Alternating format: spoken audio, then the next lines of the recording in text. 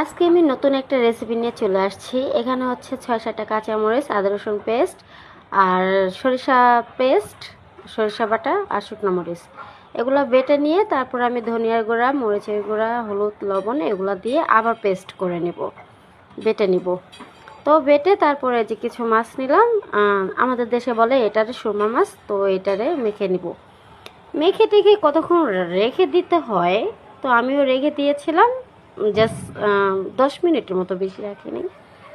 তারপর একটা চুলায় কড়াই বসে একটু তেল দিয়ে দিলাম। তো এখানে কোনো আমি পানি অ্যাড করব না, এভাবেই ফ্রাই করব। যাই হোক, খেতে অনেক সুস্বাদু হয়, আপনারা একবার ট্রাই করে দেখবেন। এভাবে রান্না করলে আশা করি অনেক মজা হবে। আমারও খুব মজা লেগেছিল। জাস্ট আমি রান্না করার পরে দেখা যাচ্ছে যে লাস্টে দেখা যাচ্ছে যে আমি 1 পিস মাছের জায়গায় 2 পিস নিয়ে খাইতে হয়েছে। যাই হোক, তো লাল লাল করে ভেজে নিলাম কড়াইতে, কিছু পরিমাণ তেল দিয়ে লাল লাল করে উল্টায় পাল্টায় ভেজে ওই যে অবশিষ্ট যে মশলাটা ছিল ওইটা একটু সামান্য একটু লেবুর রস দিয়ে মানে কাঁচায় কুচায় দিয়ে দিছি। এখন এইভাবেই আর কি অনেকক্ষণ একটু সময় নিয়ে মানে করবেন, তাহলে আর কি জিনিসটা ভালো হবে।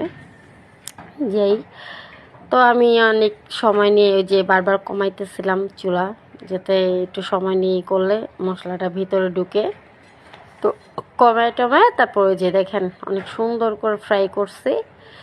জাস্ট খেতে যা মজা হয়েছিল না, অনেক মজা হয়েছিল। জাস্ট এক কথায় বলা যায় যে এই এই 1 পিস মাছ নিলে মানুষ মানে পেট ভরে ভাত খেয়ে উঠতে পারবে। তো মাছটা আমার এত ভালো লাগছে, তো আমি 2বার নিয়েছি। দেখেন, এক টুকরা লেবুও নিয়ে নিচ্ছি। যে স্বাদ হয়েছে, ঝাল ঝাল গরম গরম ভাত দিয়ে খেয়ে নিয়েছিলাম। অনেক মজা হয়েছে, মানে আমি ধারণা করতে পারি না যে এতটাই মজা হবে। কি রান্না করব, রান্না করার কিছু ছিল না, জাস্ট মাছ ছিল। বুদ্ধি খাটিয়ে আইটেম করে রান্না করছে। দেখেন 1 পিস খাওয়া শেষ, আরও 1 পিস নিচ্ছি, এটাও খাচ্ছি। তো বুদ্ধি করে এই মাছ ছিল, মাছ ফ্রাই করে ভাত খেয়ে নিলাম। সেই স্বাদ। সামনে একটা লেবু ছলকা ছিল, ওটাকে আমি লবণ দিয়ে চাপায় খেয়ে ফেলবো। ঝাল ঝাল ছিল, মজা।